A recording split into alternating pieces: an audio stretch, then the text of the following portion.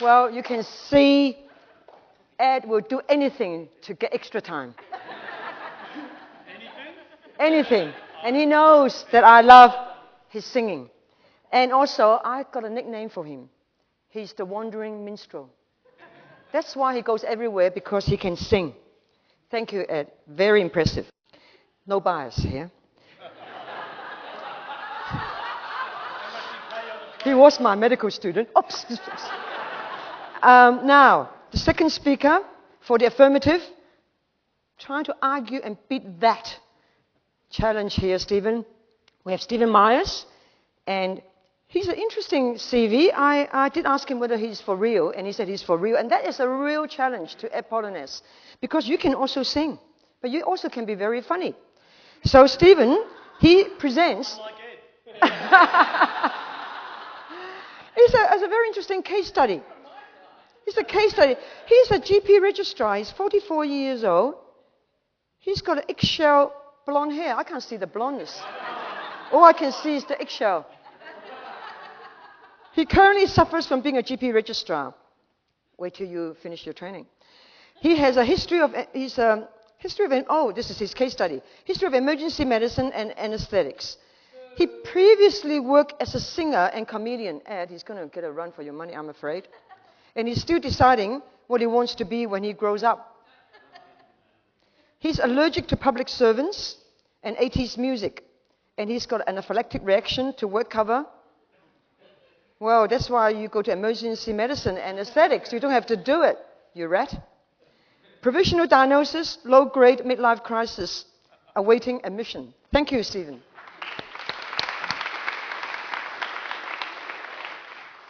Size does matter.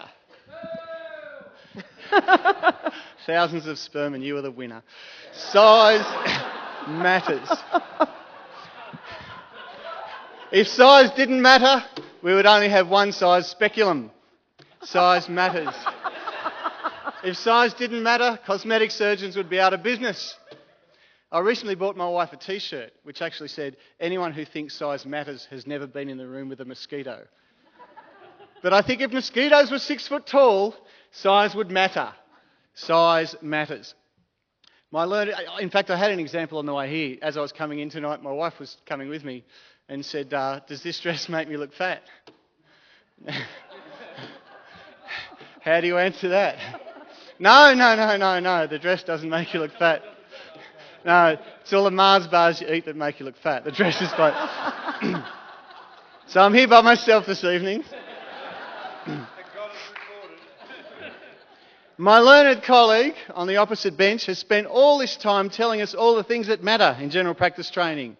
Funding, supervision, enthusiasm, relationships, teamwork and flexibility, without giving us a single reason why size doesn't matter. He then went on to speak about how if things get bigger and bigger, we might forget about training general practice registrars. And this is true. Size matters, but that doesn't mean bigger is better. Tell that to our patients. Size matters, the size of our patients matter. We're the fattest country in the world. And we need to learn to deal with that as GP registrars. I'll read a little quote here, which is something from Petronius Arbiter, who is one of Nero's mates. It may or may not be from that particular person who did exist, but anyway, it's one that most of you will know. We trained hard, but it seemed that every time we were beginning to form up into teams, we would be reorganised. I was to learn later in life that we tend to meet any new situation by reorganising, and what a wonderful method it can be for creating the illusion of progress while producing confusion, inefficiency and demoralisation. Petronius Arbiter, 62 AD. My goodness is at the time. The more things change, the more they stay the same. There's an ideal size. When things get too big, there's too much distance between the coalface and the decision making. There's edema in the system.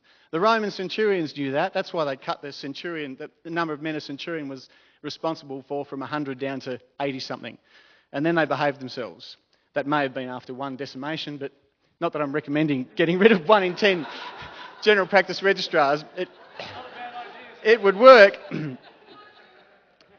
The size of our patients matter. The size of the exam fee matters. $6,000. That's why, despite my advancing years and retreating hairline, I'm still a general practice registrar. $6,000, I don't have that in my back pocket. The size of the mental health rebate. That is the stupidest thing. Are you listening, Nicola Roxon? If you're listening, that's the stupidest thing. Oops. Anyone's done since Michael Wooldridge brought the provider number system in the first place, and it had to be saved from the College of GPs by GPET. Anyway, I'll finish now. I was just going to say that a lot of things matter. The size of the practice that we're in, the distance that we work in, the size of the mental health rebate. But I'll just give you one example to finish where size really mattered from my own training. Wanted to do obstetrics, was doing a diploma of obstetrics, in theatre trying to do a manual removal of a placenta. Now in obstetrics, size does matter. Trying hard only to hear the obstetrician say, "Stephen, this woman just had a 4-kilogram baby and you're going to need an episiotomy to get your hand in the vagina? Give up, do orthopedics."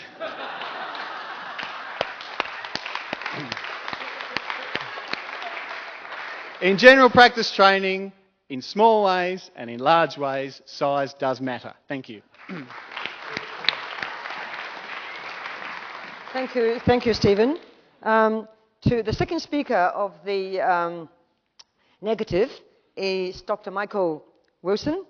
Michael is the Executive Director of the NT-GPE and the Adjunct Professor School of Health Sciences in Charles Darwin University. Michael has played an international healthcare consultant role working in developing countries. He's an active member of the GPET Aboriginal and Torres Strait Islanders Health Training Advisory Group. All the way from the top end, Michael, come and join us. And he's geared up for his debating debut at the GPET convention, and they will eat you alive.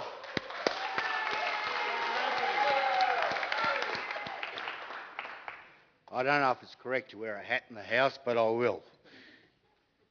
I have one request before I speak. Any reporters from the Australian, please remove yourself from the chamber. I want to welcome countrymen, friends, we'll skip that part, and the rest of your mob. Nan talked about RTPs and how many there were. I agree with you, mate. It's language groups, not white-fella boundaries, that should rule this debate. Being small really does matter. Look at me. Empathic, diplomatic, kind and caring. The person who removes a mountain begins by carrying away small stones. This fallacious argument that size does matter is premised on the philosophy of a famous North American, John C. Holmes. Does anybody know who John C. Holmes is? That the bigger the size, the greater the level of satisfaction.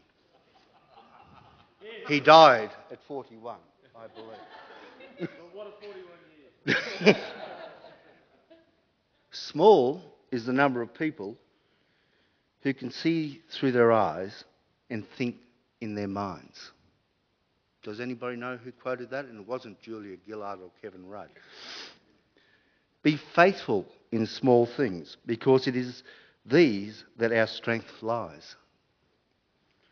A small body of determined spirits, filled by an unquenchable faith in their mission, can alter the course of history. Being small allows RTPs, GPs, GP registrars, cultural educators, Aboriginal health workers, allied health people, remote area nurses to understand our consumers and be proactive and responsive to their needs. Take a risk, you big guys. Be innovative. Understand the terrain in which you work in the true Foucauldian sense. Small is beautiful because it empowers people.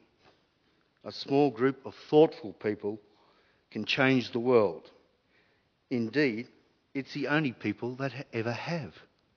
And in conclusion, if you can imagine it, you can achieve it. If you dream it, you can become it. Thank you.